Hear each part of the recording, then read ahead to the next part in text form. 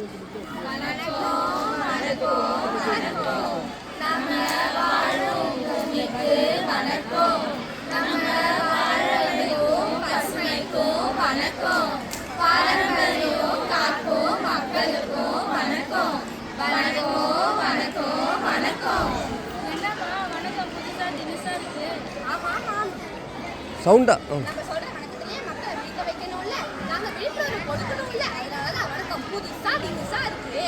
அதுவும் சரிதான். நம்ம மக்கள் காலைல விழிக்கிறதும் லேட்டு தான், விழிப்புணர்வு பெறதும் லேட்டு தான். எதை பத்தி விழிப்புணர்வு தர போறீங்க? அதுவா, நம்ம கொஞ்சம் கொஞ்சமா மறந்து வர நம்மளோட பசுமையை பத்தியும் நம்ம பாதுகாக்காம இருந்தா நம்மளோட பாரம்பரியத்தை பத்தியும் தான். ஓஹோ அப்படியா? பசுமைனா கொஞ்சம் கேள்விப்பட்ட மாதிரி தோணுது. பாரம்பரியம்னா என்ன? அப்படி கேளு, நான் சொல்றேன். பாரம்பரியம்ன்ற வார்த்தைக்கு மரபுன்னு அர்த்தம். அதாவது ஒரு சமூகத்தோட கலாச்சாரம், பழக்க வழக்கம், நம்பிக்கை மற்றும் கலைகள்லாம் இதுக்குள்ள அடங்கும். அது மட்டும் இல்ல, இது ஒரு தலைமுறையில இருந்து அடுத்த தலைமுறைக்கு கடத்தப்படும் ஒரு வாழ்க்கை முறையாகும். இன்னும் புரியுற மாதிரி சொன்னோம்னா, நம்ம கொண்டாடுற விழாக்கள், பண்டிகைகள், உணவுகள், இசை, நடனம், உணவு மற்றும் கலை வடிவங்களும் இது குறிக்குது. நம் முன்னோர்கள் எந்த வாழ்க்கை முறையிலே வாழ்ந்தார்களோ அதே வாழ்க்கை முறை வாழ்வதுதான் பாரம்பரியமோ. ஆமா, நம்ம பின்பற்றுறோமா என்பதானது கேள்விக்குறி. ஏன் அப்படி சொல்றீங்க? நம்ம என்ன தப்பு செஞ்சோம்? செய்யக்கூடாத தப்பெல்லாம் செய்வாங்களா? அப்புறம் என்ன தப்பு செஞ்சோம் நம்ம கேட்பாங்களா? நம்ம செய்யறது தப்புனே உணராம மேலும் மேலும் தப்பா செஞ்சுக்கிட்டு இருக்கோம். அப்படி என்னதான் தப்பு செய்யணும்? என்ன செய்யலாம்? நம்ம வசதியா வாழறதுக்காக மரத்தை வெட்டணும், மரத்தை காட்டை அழிச்சிட்டோம். இதனால பூமிக்கு வர மழையும் குறைஞ்சிடுச்சு. பூமிக்கு வர மழை குறைஞ்சதுனால பசுமையும் கொஞ்சம் கொஞ்சமா இழந்துட்டு வரும். இதனாலதான் காட்டை வெட்டினா நாடு கெடுன்ற பழமொழி நெசமால இருக்கு. மாதம் மும்மாறி பெய்ன மழை மாதம் மாறி பெய்யுது. உங்களுக்கே தெரியும், இப்போ போன மே மாசம் கூட வெய்ய காலம் மாதிரி இருக்குது. மழையும் வெயிலும் மாற்றி மாற்றி பொழியுது. சினிமால வர கிணத்த காணும் குளத்த காணுன்ற காமெடி மாதிரி நம்ம ஊர்ல இருக்க கிணறு குளம் எதுவுமே காணாம போயிடுச்சு.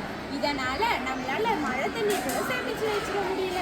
அப்ப நம்ம முன்னோர்கள் என்ன பண்ணி பசுமை தக்காச்சிட்டாங்க? அவங்க வீட்டுக்கு முன்னால மரம் நட்டாங்க, பசுமையை காத்தாங்க. வீட்டுக்கு பின்னால பெரிய நிலம் வாங்கி தோட்டம் போட்டு நாட்டு மருந்து செடி, காய்கறி, பூக்கள்னு நம்ம பூமியே பாரம்பரிய வாசனையோட வச்சுக்கிட்டாங்க. அவங்க வீட்டுக்கு தேவையான கீரை, காய்கறி இது எல்லாத்தையும் செயற்கை உரம் இல்லாத இயற்கை உரத்திலேயே வளர்த்தாங்களாம். ஆனா நம்ம இந்த வேலையை செய்யறதை விட்டுட்டு மரத்தெல்லாம் அழிச்சு காங்கிரீட் கட்டிடங்களை எழுப்பி கட்டிடங்களையும் வீடுகளையும் கட்டி முடிக்கிறோம். ஆனா சில்லுன்னு காத்துக்கு ஏசி போட்டுக்கலாமே. அதுலேருந்து வர ஜில்லுன்னு காற்று மட்டும்தான் உனக்கு தெரியுது. அதுலேருந்து வர வாய்ப்பும் கோசான் மண்டலத்திலே ஓட்ட போடுது. அதுல வெயில் அதிகமாகி பூமி வெப்பமாகி இருக்கிற கொஞ்ச நெஞ்ச இயற்கையும் குறைஞ்சிக்கிட்டே வருது. நிஜம்தான், பசுமை இல்லாம நம்ம வாழ்க்கையே இல்லை, பாரம்பரியம் இல்லாம நமக்கான அடையாளமே இல்லை. இதை உணர போற காலம் எப்போ வரும்னே தெரியல. அடையாளமா? எப்படி சொல்றேன் கேளு. நமது பாரம்பரியத்தின் சிறப்பே நமது சுவையான உணவு முறையும் இயற்கை விவசாயமும் சிறப்பான வாழ்க்கை முறையும் தானே. ஆமாண்டி, நம்ம மறக்காம இருக்கிறதா விழிப்புணர்வுக்காக உலக நீதி தினம், சுற்றுச்சூழல் தினம் அப்படின்னு நாம் ஒவ்வொரு நாளும் கொண்டாடி வருகிறோம். சரி சரி, அன்றைய தினம் மட்டும் கொண்டாடினா போது நம்ம வாழ்நாள் முழுவதும் கடைபிடிச்சாதான் நம்ம வருங்கால சந்ததிகளுக்கு பசுமையும் பாரம்பரியமும் கிடைக்கும். அதுக்கு நம்ம என்னதான் செய்ய வேண்டும்? வேற என்ன செய்யணும்? இருக்கிற பசுமையை அழிக்காம பாதுகாக்கணும். நம்மளால முடிஞ்ச அளவுக்கு பசுமையை அதிகமாக்கணும். பசுமையை மட்டும் பார்க்கக்கூடாது, பாரம்பரியத்தையும் கடைபிடிக்கணும். இதுதான் முக்கியம். இருக்கிற பசுமையை பாதுகாக்கணும்னா அடங்காத நெகிழி பயன்பாட்டை தவிர்ப்பது தான் மிக மிக அவசியம். அடங்காத நெகிழினா என்ன? ஆமா, நம்ம தலைமுறை அடிக்கிறதுக்கு தலை விரிச்சு ஆடுற பிளாஸ்டிக் தான் அடங்காத நெகிழி. எங்க போனாலும் பிளாஸ்டிக் தான். ஹோட்டலுக்கு போனாலும் பிளாஸ்டிக் பை, துணி கடைக்கு போனாலும் பிளாஸ்டிக் பை, கடைக்கு போனாலும் பிளாஸ்டிக் பை, பூ கடைக்கு போனாலும் பிளாஸ்டிக் பை, மளிகை கடைக்கு போனாலும் பிளாஸ்டிக் பை, மருந்து கடைக்கு போனாலும் பிளாஸ்டிக் பை. இப்படி வாங்குற எல்லா பிளாஸ்டிக்கும் எங்கதான் போய் சேருதோ? சக்கரத்தை வேகமா உடைச்சு நம்மளுக்கு இந்த பழாப்பழம் சாக்கடை வேகமா உடைக்கும் இல்லையே. ஏன்னா நம்ம வாங்குற எல்லா பிளாஸ்டிக் பை அங்கங்க தூக்கி வீசுறதுனால அதெல்லாம் போய் கால்வாய் அடைச்சிடுது. மழை தண்ணி தேங்கி நின்று கொசுவெல்லாம் பெருகி வரத நோய் கூட வந்து சேருதான். ஆடு மாடு மட்டும் சாப்பிட்றதுக்கு கடல்ல இருந்த ஆமைகளும் திமிங்கலமும் கூட தான் சாப்பிட்டு செத்து போய் எல்லா செய்திகளையும் சொல்றாங்க. ஏன் நீ பார்க்கல? ஆமாடி, நான் நேற்று கூட செய்தியில பார்த்தேன். இப்போ பெருசா என்ன சொல்றாங்க? நேற்று நான் வந்து செய்தியில் பார்த்தேன், குழந்தைகளோட வயிற்றுல கூட பிளாஸ்டிக் கழுவுனுச்சா. இந்த கொடுமையை நான் எங்க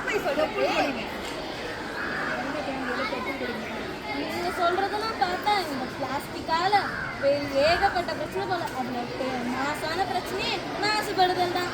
மாசுபடுதல்னா அழுக்காக்குறது தானே, அது எப்படி பூமி அழுக்காக்குது? மாடை கடிச்சு மாட்டை கடிச்சு கடைசியில் மனுஷனுக்கு கடிச்ச கதையா இந்த பிளாஸ்டிக்லாம் நீரை கெடுத்து காற்றை கெடுத்து கடைசியில் நம்ம நிலத்தையே கெடுத்துருச்சு. நிலத்தை கெடுக்குது அது எப்படி? இந்த பிளாஸ்டிக்கும் ஈஸியாக மக்காது, மக்கிற குப்பையும் மக்க விடாது. இதனால மண்ணோட வளமே குறைஞ்சி சத்து இல்லாத மண்ணா இருக்கு. அப்போ இதுதான் வேறு வழியே இல்லையா?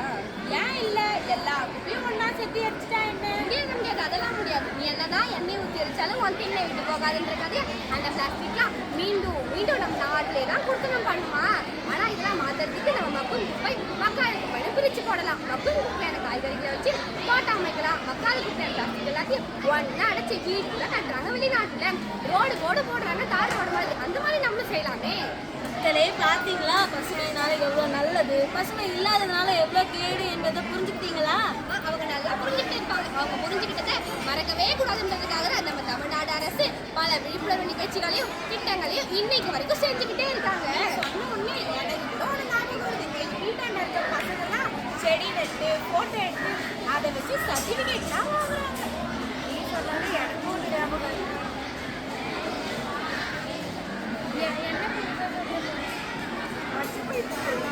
நான் எங்கே போனாலும் பிளாஸ்டிக் பையே யூஸ் பண்ண மாட்டேன், துணி பை தான் யூஸ் பண்ணுவேன். நான் துணி பை யூஸ் பண்ண மாட்டேன்.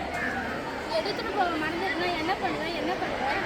அதுதான் சொல்லுவோம், ஒரு மிஷின் வச்சுருக்கேன். அந்த மிஷினில் போதுமான காசு போட்டால் மஞ்சள் துணி பை வரும்போது. சரி நம்ம எல்லாரும் சேர்ந்து பசுமையை கொஞ்சம் கொஞ்சமாக மீட் எடுத்துக்கலாம். ஆனால் இன்னொன்று சொன்னீங்களே பாரம்பரியம், அதை எப்படி மீட் எடுப்பீங்க? அப்படி கேளுங்க. நம்ம முன்னோர்கள் பாரம்பரியத்தை முறையா பின்பற்றி வந்தாங்க. வர மாமி கழுது போலானா கழுதையும் கட்டிரும்பாச்சா, அந்த கதை போல நம்ம அடுத்தடுத்த தலைமுறைக்கு பாரம்பரியம் குறைஞ்சிக்கிட்டே வருது. அவங்க செஞ்சதை நம்ம என்னதான் பின்பற்றோம், அப்படி என்னதான் விட்டுட்டோம் நம்ம. அவங்க வீட்டு தோட்டம் அமைச்ச மாதிரி சிறுதானியங்களை கொண்டு சுவையான சத்தான மேலும் சரியான உணவு பழக்க வழக்கங்களை பின்பற்றினாங்க.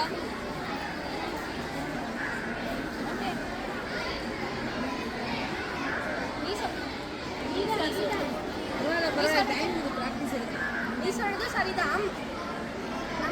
நம்மளுடைய உணவு முறைகளை பின்பற்றாம நம்ம வெளிநாட்டு உணவுகளான பர்கர், பீஸா, ஃப்ரைட் சிக்கன் இப்படி எல்லாத்தையும் சாப்பிட்டதுனால நம்ம ஆரோக்கியத்துக்கு கேடுதான். நம்மளோட ஆரோக்கியத்துக்கு கேடுதான்.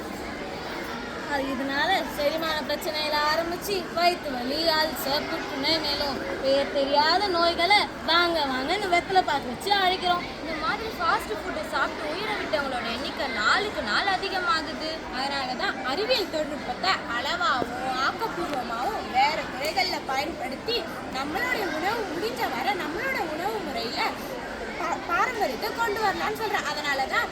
அதனால நம்மளுடைய உயிருக்கு தான் கேரண்டி. நீ சரியான தீர்ப்பு. நல்லது மட்டுமே செய்கிற நம்ம பசுமையும் பாரம்பரியமாக மரபு மாறாமல் நம்ம செய்கிற ஒவ்வொரு செயலும் நம்மளோட வாழ்நாளையோ இந்த பூமியோட வாழ்நாளையோ அதிகரிக்கும்ன்றதுல துளி கூட மாற்றுக்கிறதே இல்லை. கையின்றி வாழ்வோரும் உண்டு, ஏன் தன்னம்பிக்கையின்றி வாழ்வோரும் உண்டு.